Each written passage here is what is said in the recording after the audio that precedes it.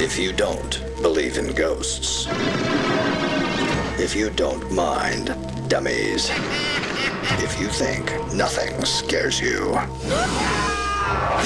then think again. Really hard. Hello, Goosebumps fans. Looks like we gotta talk about this video called The Lost Goosebumps Books. Oh man, he is digging into it and it's pretty interesting how it's going on. So I'm gonna talk about the first half before the stupid ad showed up, and then I'll talk about the second half. First half. Well, debunked what I was thinking. What I was thinking is that there will be a prototype somewhere of book 819 of the Bob Day Everyone from Goosebumps Presents. Well, it looks like from an article, it turns out that R.L. Stine basically said his time is spent better elsewhere, which means that the book isn't even finished. So the book, or at least the one lonely book that's out there that someone has somewhere, it doesn't exist. Dang. It's like, yes, you're truly a dang. Could he actually admit that maybe he did finish it? And, well, now I think it's most likely it wasn't finished. So, there goes that one rare exclusive one that's exotic where I'm like, I want that. I want it now. To have the only one to have that book, I want it now. Another question is like, how come they never actually did Goosebumps Presents again? I mean, yes, you could say it's a failing book series, but it wasn't really. It was just R.L. Stine who derailed it, believe it or not. Amazing. So if R.L. Stine really actually made that, then if they would have made Goosebumps Presents Special #1, the trilogy, what would he have changed in that book? Because he didn't write that. And it's like, oh, to see his spin on it. Ooh, this would be good. It's like, yes, they got inspired by him, and now he's going to rewrite it, or at least add some more pepper to it. I want to see that. I would love to see how that would have played out. Let's see, anyways, there's some speculation about the whole, it's like, yeah, I mean, he didn't even want to say it. It's like Goosebumps completionist. He said that. It's like, come on, dude. It's like many speculate. It's like, dude, I'm sorry to tell you this, but even though it might have not been him, I'm just going to ordain freaking Goosebumps completionist, the one who's like, I think I found the missing R.L. Stine books. It's like, yeah, he deserves to be ordained as good job, man. You did some good research. I know it's not truly canon. We don't have real true evidence. That's what he said. The guy said, but I'm like, it's a good start and it kind of makes sense. I mean, you have something that's like, oh, whoa, leaning towards everything. So let's see what other things that we got to talk about. Okay, other things. Oh, what about the fact of Scholastic went against Parachute Press, and it looks like after book 16, R.L. Stine might have had ghostwriters. Holy frick. And he's like, oh, there's a breach of contract to have a ghostwriters. The breach of contract. And it's like, is that really what you went against? That's what happened? What the fuck? And then it gets even worse where it's like, hey, remember when I said, here's how the breakup happens? No, here's how the breakup truly happens now, at least by this guy's standards. So instead of me previously saying that Scholastic and Parachute Press was doing stuff, Scholastic was doing all the books and everything. Parachute Press was doing the merch and everything. And then Scholastic looked at them and like, what the fuck? Because they were getting more money. They were getting more money and they were getting more charging of money. So they were getting lots more money than Scholastic. And Scholastic was like, oh, hell no. And they sued and they got the rights to the Goosebumps. And forever, the merchandise is not what it used to be. Here is the new spin that might actually be real, or this is the true spin. But for right now, we're just going to keep it like right here until we get even more, because it's like, someone else please prove me right and say that Scholastic's a total idiot. Because if we do it like this is how it really went down. Scholastic sued Parachute Press because they allegedly think they hired ghostwriters to do Goosebumps. Parachute Press countersued saying, hey, we're not getting any money. Actually, you're getting the merchandise, you're getting all this stuff, and we only get one thing.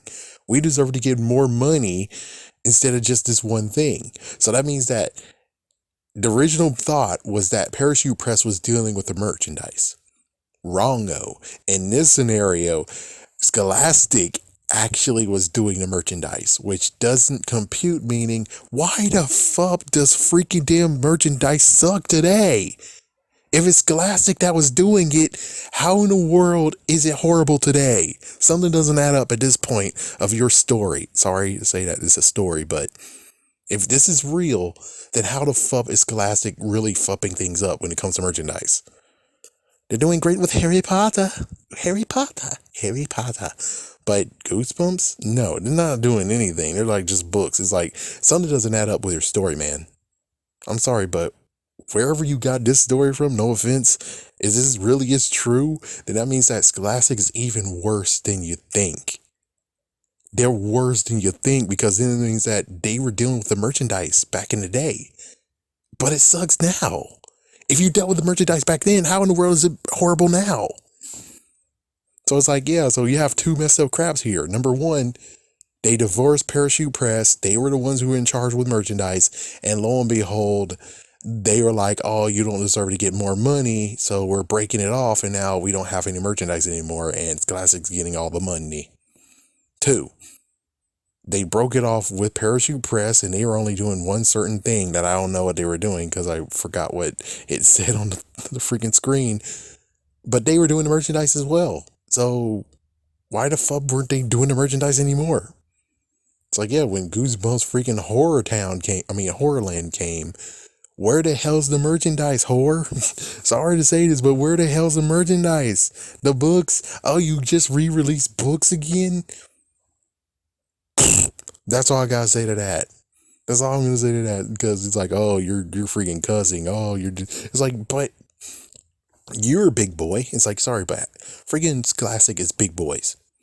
And I'm sorry, kids, if you're listening to this, but this is a talk between adults now. Scholastic, how in the world are you doing so crap? How in the world are you doing this horrible crap with freaking merchandise if you were controlling it in the first damn place? How the frick does that work, a jerk? How the frick does that work? It's like, yeah, if you really were in charge of merchandising or some kind of crap, and maybe they had like some middleman that they were doing. Where the fuck is the middleman now? Did you divorce the middleman as well? The frick? It's like, yeah, it doesn't make sense why you had control of the merchandise, and yet something doesn't add up. Like, something doesn't add up. And we could even say that maybe Parachute Press was, again, the freaking merchandise guys, but they weren't getting money out of it, so they were trying to get money from the merchandise since they were getting, it's like, yeah, so that makes it even worse, where it's like, so you're telling me they're trying to get even more money out of the deal so they can have money, and you divorced your ass? The fuck, man? It's like, seriously, they're not getting any money besides one thing. So getting a little bit more money from merchandise seems like a good idea, especially if they're running the freaking merchandise. What the fuck? Even then, it's like, if they're getting paid by merchandise, they deserve to get more money too, because they're doing a hell of a good job. Look what's going on today. From 2006 all the way to now. What merchandise has Goosebumps gave us that is, it's like, yeah, it's like, have we seen a freaking aisle full of Goosebumps? No, not really. Not like the old days. And I know it won't be like the old days, but still, it's even more dwindled than you would figure it should be. That's the messed up crap. You should still have the freaking Goosebumps book club. That's been dead. What about a calendar? No, not at all. Even when you had the freaking movie, you couldn't even do a damn calendar. Oh, you did a precious sticker book and more books? Of course you can do freaking damn books. Merchandise, damn it. It's like, apparently you don't know just all about books. You know merchandising too. So it doesn't make sense. Why in the world aren't you doing merchandising right now? Anything else that I need to say?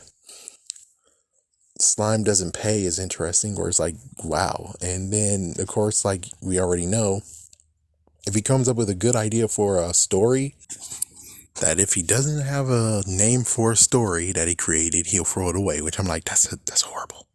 Not to mention, you do have a title for the story. The story that you created, that you thought of, is called Untitled, dude. It's like, yeah, it's like, it's kind of hypocrisy. It's like, dude, if it doesn't have a name to it, it's called Untitled. Okay? It's like, yeah, it's like, I wish you wouldn't throw it away.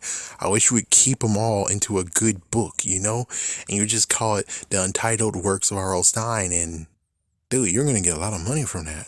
There's a lot of money. That could actually be a good series. You know what I'm saying? So it's like, anyways, Slime doesn't pay. Snake Bites. I think there was another one. Snake Bites was another one. It's like, whoa, Snake Bites? The 43 book, even though it's like, wait, what about the back of the 42nd book? There has to be like something in the back of the 42nd book that tells you what's the 43rd book of Give You Goosebumps, but apparently I guess not, so the name is lost in time. Dang. The first time when it was like that sweepstakes, I was 4 years old, so I wouldn't really know about it. And then the second sweepstakes, again, I wouldn't know about it, but the third one that was on Lunchables, I saw that one. And I saw the winner. It's like, oh, good for you, dude. It's like, I think it was a boy or girl, something like that. It's like, I looked at him like, oh, hell no. Yeah, I don't want to be a part of this. And apparently, brain juice was something that happened. And I'm Your Evil Twin might have actually been something too. It's like, yeah, thinking about it, since I actually listened to Goosebumps Completion is something the thing. Huh. Did they say that you would help him with that book? So let me try to remember all the messed up things that happened in the book. It's like, okay, I guess we can understand now that there's a little bit of stuff that's like, oh, so that's what happened. He was dancing around with additives from this kid. Let's see. I think that's about it. That's about everything. But Goosebumps Gold is the biggest one. And it looks like the Art of Goosebumps book actually has some good stuff in it. Some good stuff. The only reason why I don't want to do anything with that book is because of Barking Ghost, Slappy, and all three of his appearances, chances are. Ugh. And it kind of sucks where it's like, wait, so did you actually it's like, for the second time, you bump freaking Brandon Darman to the curb. What the fuck? It's like, yeah, you bumped into the curb. Like, at least the one that I forgot the name of that did Stay Out of the Basement and Careful What You Wish For. I forgot those two again. Sorry.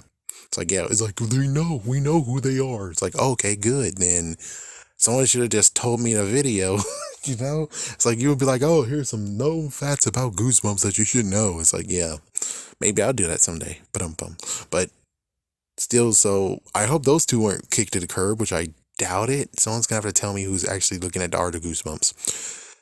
And I'm just saying, Brandon Darman is getting the freaking worst end of the stick here. It's like, Tim Jacobus a long time ago he came from New Jersey, I think that was it. Brandon Darman deserves to have some damn credit here. He deserves some credit. I mean, I know he's not as good as, no offense, but there's some works that's like, what the fuck? So it's like, Brandon Darman deserves to have at least something of where he came from, which I guess I should look up where Brandon Darman came from. It's like, he deserves to have that book, and he deserves to actually have the artwork sooner or later too.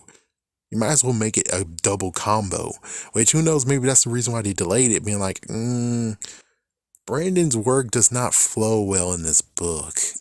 And it's like, what the frick? Come on, dude. You have one side of Tim Jacobus's and the other side Brandon Dorman's. It works. I don't think it flows well. We're going to have to delay the freaking book. And then they kicked all Brandon Dorman's freaking artwork to the curb, saying, screw you. And they just made sure it's all about Tim Jacobus and R.L. Stine, which, hey, I understand that, but I wish he didn't do it from the get-go. It's like, damn. It's like, Brandon, I hope he has tough feelings here. It's like, I hope his feelings aren't to the point where it's like, even a pin drop makes him cry. Because if that's true, then you've been dissing him for so damn long. Give him work. Let him re-release the damn classic books and everything else. Come on now. But anyways, we'll see what he says about Goosebumps Gold, and I'll just have to make this a part 2, which of course it will be a part 2. Of course it will. Have a scary day. Have a scary night. Stay tuned for part 2.